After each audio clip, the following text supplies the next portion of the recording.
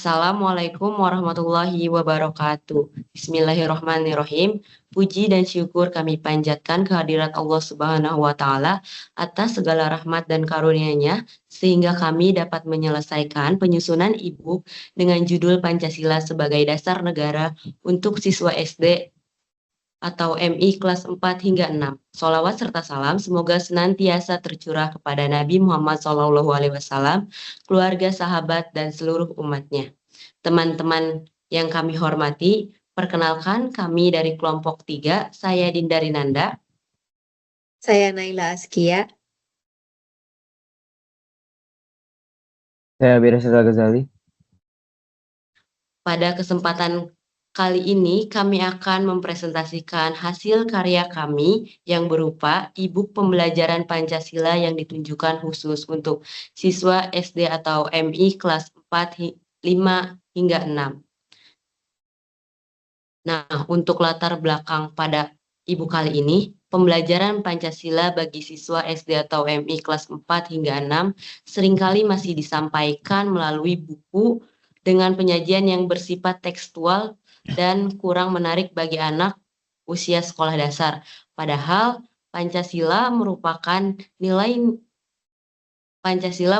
dasar negara yang memiliki nilai-nilai fundamental dalam kehidupan berbangsa dan bernegara.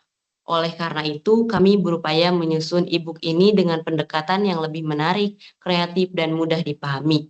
Kami menyajikan materi dengan desain visual komunikatif, bahasa yang sederhana, serta contoh-contoh yang dekat dengan kehidupan sehari-hari siswa, sehingga nilai Pancasila dapat dipahami dan dihayati sejak dini. Nah, untuk tujuan e-book kita yaitu penyusunan e-book ini memiliki 3 tujuan utama. Nah, yang pertama membantu siswa SD atau MI kelas 4 hingga 6 memahami makna dan nilai-nilai Pancasila melalui bahasa yang sederhana dan ilustrasi yang menarik. Nah, yang kedua itu menyajikan materi pembelajaran Pancasila secara sistematis dan visual agar lebih mudah dipahami serta tidak membosankan. Untuk yang ketiga, menumbuhkan kesadaran dan semangat pengalaman nilai Pancasila dalam kehidupan sehari-hari sejak usia sekolah dasar.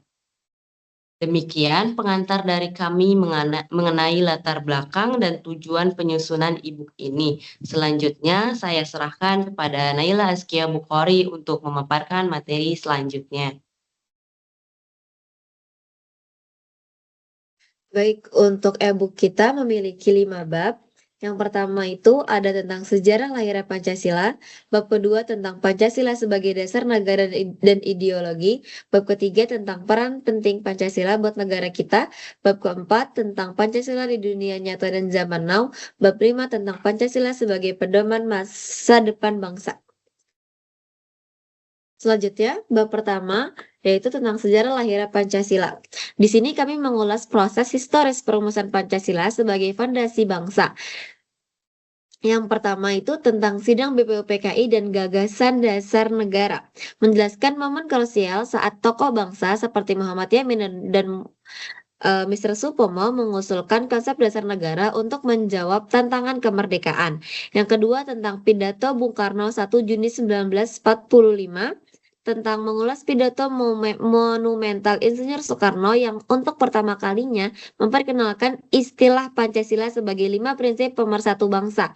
Yang ketiga tentang perumusan Piagam Jakarta, membahas hasil kerja Panitia 9 dan kisah kompromi luhur para tokoh bangsa dalam menyelaraskan keberagaman demi persatuan.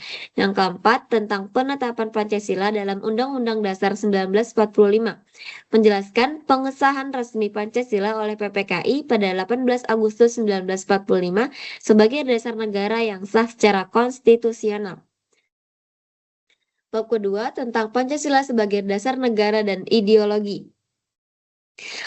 Kami membedah kedudukan filosofis dan yuridis Pancasila dalam sistem kenegaraan kita. Yang pertama tentang kedudukan Pancasila dalam sistem ketatanegaraan. menegaskan posisi Pancasila sebagai grand norm atau norma dasar yang menjadi fondasi utama bangunan negara Indonesia. Yang kedua, tentang Pancasila sebagai ideologi terbuka, menjelaskan fleksibilitas Pancasila yang mampu beradaptasi dengan perkembangan zaman dan tantangan global tanpa kehilangan nilai aslinya. Yang ketiga, tentang nilai-nilai fundamental 5 sila, yaitu menguraikan makna mendalam dari setiap sila mulai dari prinsip religiositas hingga keadilan sosial sebagai pedoman hidup berbangsa. Yang keempat, Pancasila sebagai sumber hukum nasional, menegaskan bahwa Pancasila adalah sumber dari segala sumber hukum, sehingga seluruh peraturan perundang-undangan di Indonesia wajib selaras dengan nilainya. Selanjutnya, saya serahkan kepada Abi Rosyad Al-Ghazali.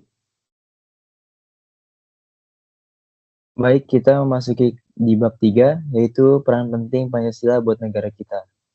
Yang pertama, Pancasila sebagai perekat persatuan bangsa. Pancasila menyatukan masyarakat Indonesia yang memiliki banyak perbedaan dari aspek suku, agama, dan budaya agar tetap hidup rukun dan saling menghargai. Lalu, sebab yang kedua ada Pancasila dalam demokrasi dan politik.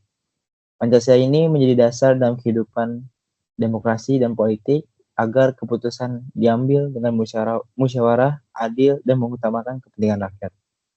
Lalu sebab yang ketiga, Pancasila sebagai pedoman pembangunan nasional. Pancasila ini menjadi pedoman dalam pembangunan negara supaya pembangunan ini nggak hanya mengajar kemajuan, tapi juga kesejahteraan dan keadilan bagi masyarakatnya. Lalu yang keempat, Pancasila dalam hubungan internasional. Biasanya untuk menjalin hubungan baik dengan negara lain, menjaga perdamaian, dan saling menghormati antar bangsa. Next. Kita memasuki bab 4, yaitu Pancasila di dunia nyata dan zaman now. Jadi, subbab yang pertama, contoh menerapkan Pancasila sehari-hari. Pancasila dapat diterapkan dengan bersikap jujur, menghormati orang lain, membantu sesama, menjaga persatuan, dan yang lain-lain. Lalu, subbab yang kedua, perjalanan Pancasila dari dulu sampai sekarang. Pancasila ini udah menjadi dasar negara sejak Indonesia merdeka dan terus digunakan sebagai pedoman dalam kehidupan bangsa hingga sekarang. Lalu yang ketiga, tantangan Pancasila di zaman internet atau di zaman digital ini. Pancasila ini menghadapi berbagai tantangan seperti berita hoaks, ujaran kebencian, dan berkurangnya rasa persatuan akibat pengaruh media sosial. Lalu sebab yang keempat, pengaruh paham dan budaya asing. Budaya dan paham asing dapat membawa dampak baik maupun buruk.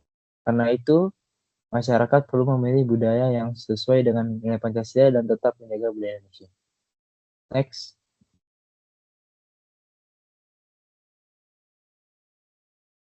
Di bab 5 kita memasuki Pancasila sebagai pedoman masa depan bangsa. Yang pertama, Pancasila dan pendidikan karakter. Pancasila mengajarkan kita sikap untuk berbuat baik seperti jujur, disiplin, saling menghormati, dan juga membantu. Nilai-nilai ini tuh digunakan dalam pendidikan agar siswa memiliki karakter yang baik dan cinta Indonesia. Lalu yang kedua, Pancasila dalam kebijakan publik. Pancasila menjadi pedoman pemerintah dalam membuat aturan dan kebijakan supaya adil dan bermanfaat. Lalu yang ketiga, Pancasila sebagai inspirasi inovasi sosial. Nilai Pancasila seperti gotong royong dan kepedulian mendorong masyarakat ini membuat kegiatan atau solusi untuk membantu sesama. Contohnya seperti program sosial dan pendidikan. Lalu yang keempat, Pancasila dalam membangun generasi emas 2045. Pancasila membentuk generasi muda yang pintar dan berakhlak baik, kreatif, dan cinta tanah air agar Indonesia bisa menjadi negara yang lebih maju di tahun 2045.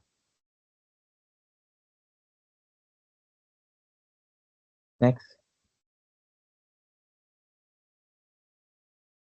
Ayo teman-teman jadi anak Indonesia yang hebat. Yuk kita amalkan Pancasila dan tanamkan di hati kita dan kerjakan di kehidupan sehari-hari. Terima kasih. Oke, terima kasih Naila dan Abi atas pemaparan materi yang sangat menarik ya. Demikian pemaparan materi dari kami mengenai Ibu Pancasila sebagai negara untuk siswa SD atau MI kelas 4 hingga 6. Kami berharap e-book ini dapat menjadi media pembelajaran yang menarik dan mudah dipahami sehingga siswa dapat lebih mengenal serta mengamalkan nilai-nilai Pancasila dalam kehidupan sehari-hari. Kami menyadari bahwa e-book dan penyampaian kami masih jauh dari sempurna. Oleh karena itu, kami mengharapkan kritik dan saran yang membangun dari teman-teman semua agar karya kami ke depannya bisa menjadi lebih baik. Akhir kata kami ucapkan terima kasih atas perhatian dan waktunya. Wassalamualaikum warahmatullahi wabarakatuh.